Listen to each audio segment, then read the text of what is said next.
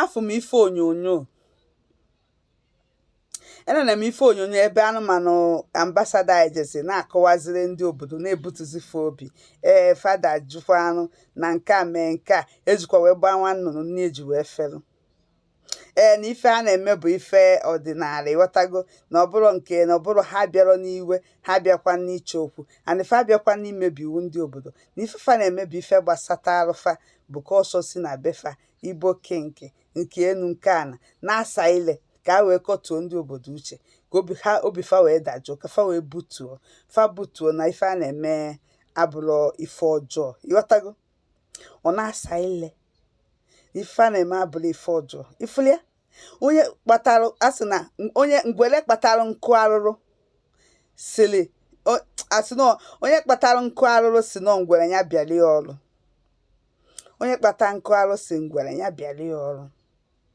ijezie na-asa ile ka ewepụtuo obi dajụọ ndị obodo bikos na fa esenite na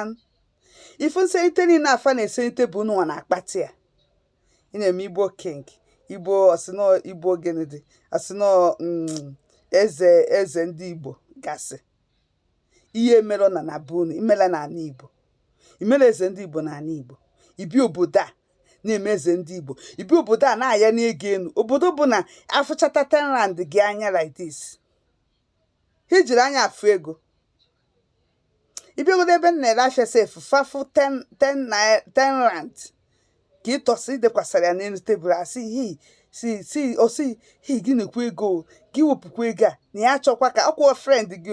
ọsị gị wepụkwa ego a na ya laikiri otu anya si aga n'ego a gị zoo ego ezo fe jiri anya afụ ego ka ụnọ n'ilu fa na-aya n'ego enu na-aya n'ego enu eze ndị Igbo a na-emegheli ị na-emegheli si na ị na-eme eze ndị Igbo na be mmadụ kedu ife mezibunu ọkwa ndị ngadi anụnwa nọtegoro obodo a aka si na fa bụ ndị ochie ndị eze ndị na-echi eze ndị Igbo ndị na-echi kingi ndị ochie kwere ana tọkirigo n'obodo a na-asị na ụmụazị unu mụta bụ anabayalụ unu nwa bụzikwa anabayalụ unu ada anazi ana ido na ebe a chibe echichi oife unu chine na Ghana ndị Ghana chụpụ unu bi ebe a chibe echi kpuwe okpu mmemme yibe efe agụ ifele megbukwa unu yibe efe agụ gasị kpuwe okpu mmemme tuwe iyena gasị na-emegheli maka na akpacha anyị unu anụ gosibongile nụọ singiwe nụọ ndị ala na ndị ala niile dị iche iche bịazịa na art movie si na unu echi eze ndị Igbo kede kpalachakwa unu nchani na ya otu eze ndị Igbo na unu eme itakwa na ihe ọya ga-apụta mpụọ ile ebe a nsọ English ọsọ ata ndị obodo achụwa m ka ya sị na onwe ife m metere bikos ụlọ nke unu metere ya bịa na-esozi ndị na-enwere ifefa merụ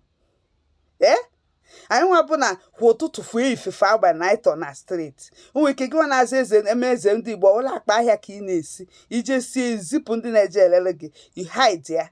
enwe ike achọba ya afọrọ ifenie nalie Naijiria abịazi ebe a jidebezi anyị nwata nọ na steeti ọbụla ife unu metere kedụ kpalachakwa unu nchani n'anya uti nọnsensị ahụ na-echi ambasada nwede taim mbụ onye Yoruba bịa na asịba ya niile ebe a jos ka o wee dị shon ihe aka mụda si enye nwa detere ha leta onye detere ha leta onye isi ala detere leta na-akọgheli ifu nji akụ mmetere onwe unu jee ije n'nwafa nwaanyị unu jee ya n'ibe ego enu unu jee nke ọbụla unu mebe unu ya n'ibe ego enu na funu ge ndị obodo akafa na-aya ego n'obodo unu bịara ndị unu bịa befu na funu ga-ebe fa na-eme something ya n'ihe ego enu ego obodo a bụ ego igwe fa na-eme imagine kedu si dịrị okwu ego fanụ afịara arụ mkpata ka ndị bịara abịa na ya n'enu ya n'ihe nọ na-efeli n'enu like this fetu anị ị ga-eju na anị a na-amachisi ọkpa na-azụ ọkpa n'enu ego ifurugo onye obodo ebe fa na-eme ya aya ego a na-azụ ọkpa n'enu ya ndị be anyị unu zuzugbuo n'onwe unu na-aya ego eju na ana steps on money mmadụ anaghị step on money n'obodo a ọkwanụ ji aka unu egbu onwe unu mosu na iyala ego nwaanyị na ọ naghị ewere ego a tinye envelopu tinye gbanya alọba enwere were si emesi eme ya na azụ unu na-aya ego ndị obodo a na-ekiri anaghị fụ na ego anụnwa na-asị ke ka ndị a si enweta ego a ka ndị a si nweta gị afa na ya like this. Hey! Chineke nna mekwara unu ebele. Asị Chineke nna m elu unu ebele. mbụ ndị odu papa yongi a na-achọrọ isi obodo a wee nazịa ichi isi n'obodo a mee ka enwe Igbo kingdom. Ị na-azazi Igbo king ihe na gịnị ka a na-akpọ dị ya ihe na ife